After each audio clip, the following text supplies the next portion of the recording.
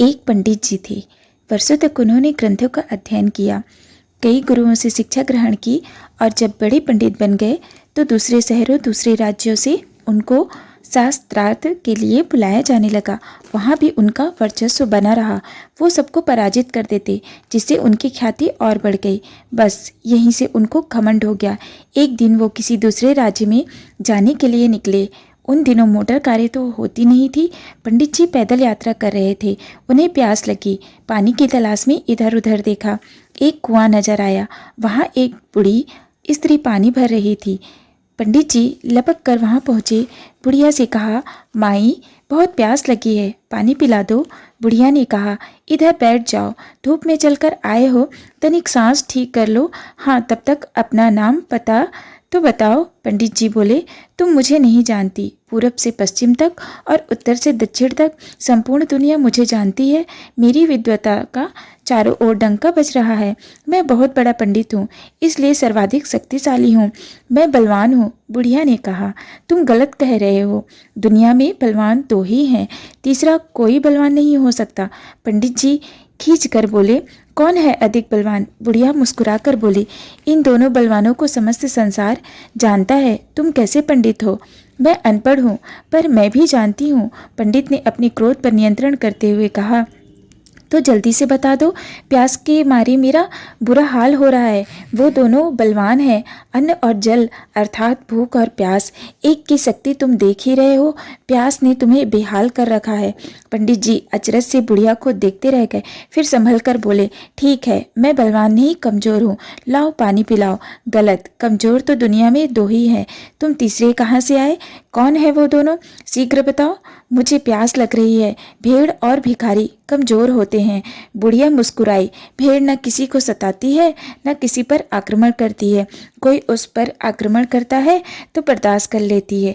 भिखारी को हर कोई झिड़कता है, अपमानित करता है, पर वो चुप रहता है क्योंकि कमजोर है ना।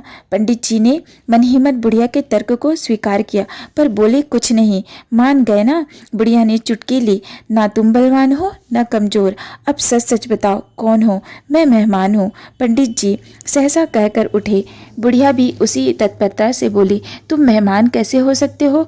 मेहमान तो दुनिया में दो ही होते हैं। कौन कौन? दौलत और जवानी दोनों मेहमान हैं, आते हैं जाते हैं।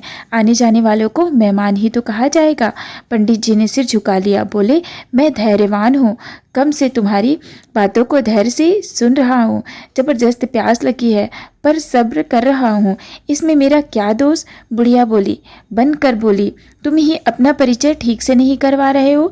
हमारे यहाँ परंपरा है कि बिना नाम जाने पानी नहीं पिलाते हैं, चाहे कोई प्यास से मर जाए।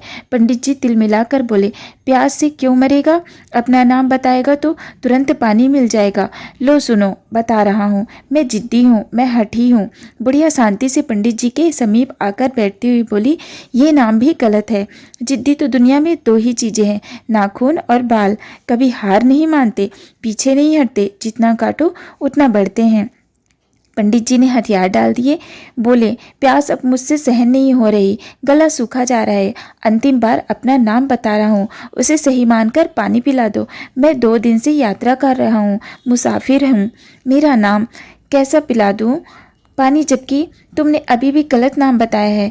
तुम मुसाफिर नहीं हो सकते, क्योंकि दुनिया में दो ही मुसाफिर हैं, सूर्य और चंद्रमा। दोनों दिन रात चलते रहते हैं। तुम 2 दिनों से यात्रा कर रहे हो, वह शताब्दियों से यात्रा कर रहे हैं। बस बस करे माई, मैं हार गया। मैं जान गया कि मेरा ज्ञान, जिस पर मैं घमंड करता था, वो शून्य है। मैं विद्वानों से जीत गया, पर तुमसे हार गया। सैकड़ों प्रश्नों का उत्तर देकर उन्हें लाजवाब किया, पर तुम्हारे 5 प्रश्नों ने मुझे लाजवाब कर दिया। वाकई मैं इस योग्य नहीं कि मुझे पानी पिलाया जाए।